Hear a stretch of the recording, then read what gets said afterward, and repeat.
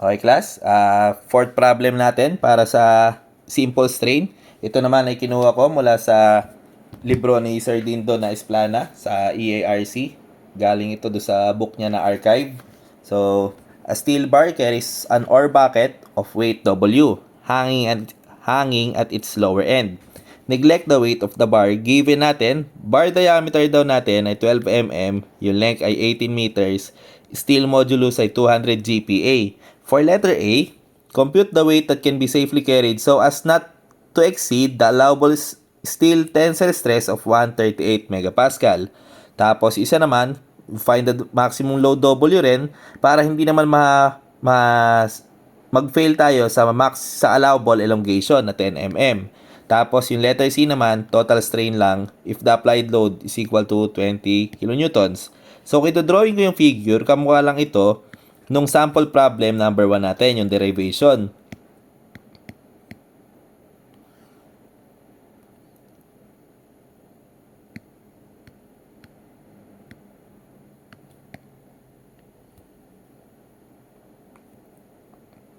Ang sabi class, ang total length daw nito ay 18 meters. Tapos sabi, bar diameter daw, edi yung diameter nito, dB, ay equal sa 12 mm. So, mag-ingat ka ulit class sa term natin. Ang term ay bar diameter. So, ibig sabihin class, bilog yung cross-sectional area. Steel modulus, 200 GPa. Kung hindi binigay, sapat na yung steel natin na 200,000 megapascal or 200 GPa nga. For letter A,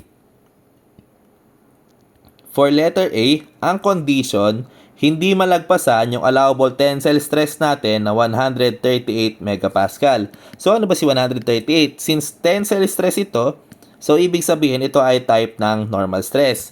Ang sabi pala, class, ay mayroon tayong load dito. A steel bar carries an ore bucket of weight W hanging at its lower end. So, ito yung lower end niya. So, ito yung weight W. Sabi rin, neglect the weight of the bar. Unlike sa first problem natin na merong self-weight dito, sabi rito sa problem natin ngayon ay ineglect na daw muna yung self-weight. So, hindi mo ipipilit yung dinerive natin doon sa equation 1, sa sample problem number 1. So, ang binigay at allowable tensile stress, sabi mo yun ay type ng normal stress. So, allowable tensile stress natin ay equal sa 138 megapascal. So, based dyan, tensile stress ay equal sa P over A. Allowable tensile stress natin ay 138 megapascal or Newton per square millimeter equals P. O yung P natin, ano ba yung P natin sa formula na to? So yan yung na-experience na load. So W yan sa problem na to. Divided by cross-sectional area, pi over 4, multiplied by 12 squared. So si W natin ay equal sa 138 times pi over 4 times 12 squared. So, yung W natin ay equal sa 15,607.43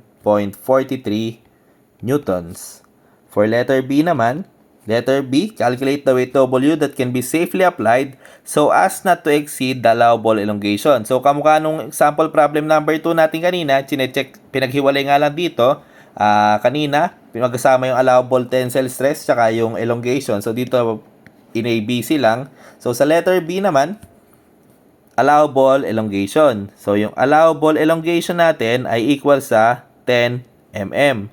So, based sa elongation class, ang formula natin ay PL over AE. Galing ulit ito sa Hooke's Law. So, 10 mm equals yung P natin sa formula na PL over AE ay ito yung P na na-experience ng material. So, neglected yung self-weight, edi W lang ulit ito.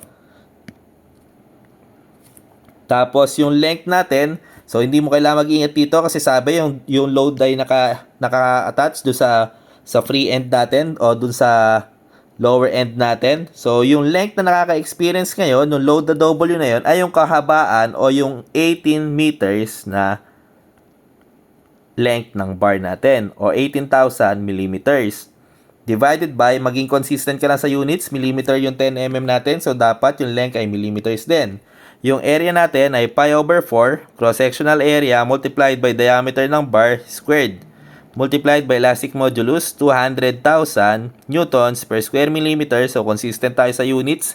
Ito naman ay magiging newton per square millimeter. Tapos yung area natin ay magiging square millimeter din. So mas-solve natin dapat dito ay naka-unit ng newton. So yung W natin, W ay equal sa 10 times pi over 4 times 12 squared times 200,000 divided by 18,000. So ito ay equal sa 12,566.37 newtons.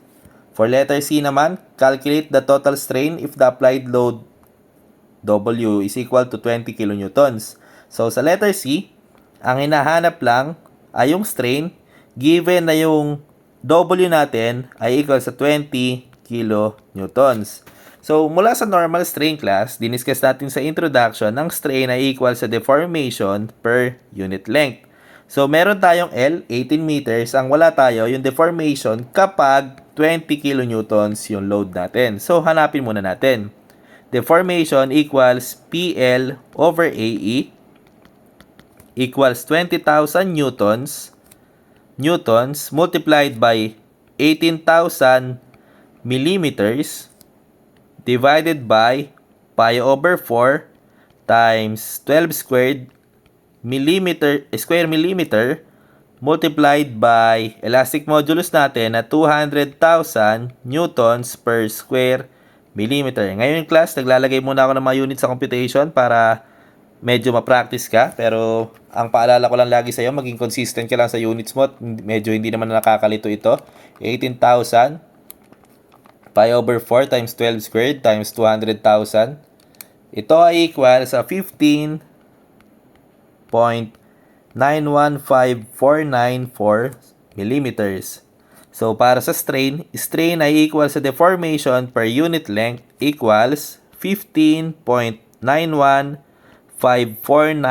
millimeters divided by length natin na 18,000 millimeters equals 15.91549 divided by 18,000.